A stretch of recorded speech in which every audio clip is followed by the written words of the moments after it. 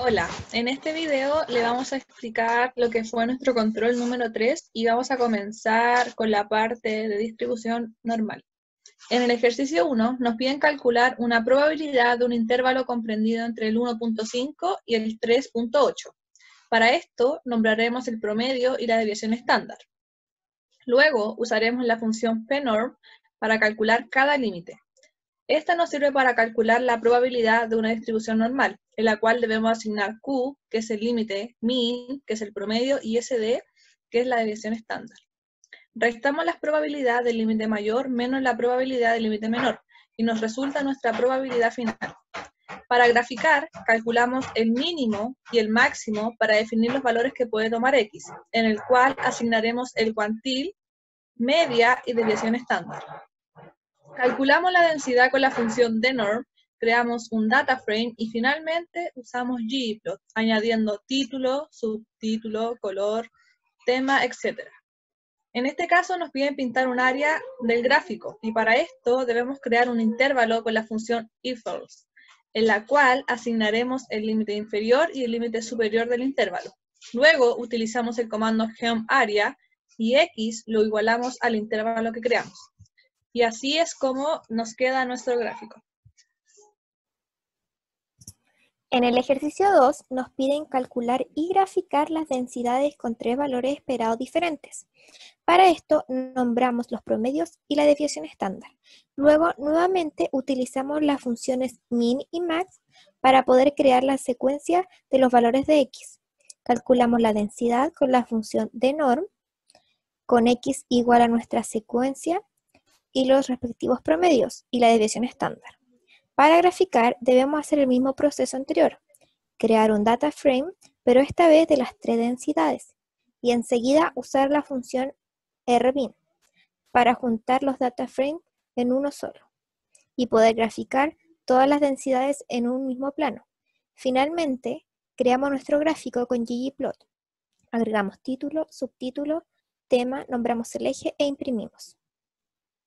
En el gráfico podemos ver que al variar la media, se puede notar que también varía el centro de la distribución, donde el valor que se encuentra en la punta de la campana es la media. En el ejercicio 3 nos piden calcular el percentil 66, graficar y colorear el intervalo definido. Para esto nombramos el promedio y desviación estándar. Luego usamos la función qnorm para calcular nuestro percentil. Creamos nuestro mínimo y máximo, hacemos la secuencia, sacamos la densidad, creamos el data frame y como en el ejercicio anterior, debemos usar la función ifelse para colorear el área requerida. Finalmente, creamos el gráfico con ggplot poniendo título, subtítulo, tema, color, etc. Imprimimos y esto nos resulta. Ahora, en la distribución exponencial, en el ejercicio 1 nos piden calcular una probabilidad de un intervalo con su respectivo valor esperado. Para esto, calcularemos la probabilidad exponencial para cada punto con la función PEXP, en la cual asignaremos Q, que es el límite, y rate, que es 1 dividido en el valor esperado. Restamos ambas y nos da la probabilidad de dicho intervalo. Luego, para graficar, debemos calcular el cuantil con la función Qx y crear una secuencia para los valores de x. Creamos el data frame, un intervalo con la función ifelse y finalmente utilizamos la función ggplot para generar nuestro gráfico. Imprimimos y nos resulta esto. Ahora, en este segundo ejercicio nos piden calcular la densidad de una distribución exponencial para tres valores distintos de la esperanza, 10, 20 y 30. Entonces, para esto, primero calculamos los cuantiles 0,99 para abarcar la mayoría de los valores con cada valor esperado con la función Qx. Y así asignamos P, que es la probabilidad acumulada, y rate. Luego, creamos las secuencias de 0 a los cuantiles creados para definir nuestro eje X. Después, calculamos las densidades con la función dx y creamos nuestros data frame, porque serían los tres. Por último, juntamos los tres data frames con rbin para crear un único data frame y así podemos graficar con ggplot le añadimos la línea, el tema, título, etc. Y bueno, como podemos notar, entre mayor es el valor esperado, menor es la pendiente de la función. De hecho, este efecto lo pudimos analizar viendo la función exponencial. Luego, para el ejercicio 3, nos piden calcular una probabilidad que se ubique en el percentil 33. Y nosotras propusimos un ejercicio donde la media es 24. Para esto debemos utilizar la función QX para calcular el cuantil que abarque la mayor cantidad de valores, en este caso 0,999.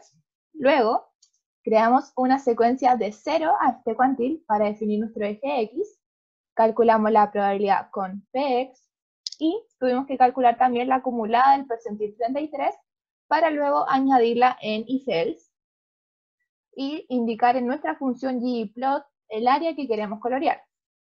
Entonces, como último paso, graficamos con ggplot, añadimos título, ejes, etc. y geam-área para colorear lo dicho anteriormente. Y así es como nos arroja nuestro gráfico.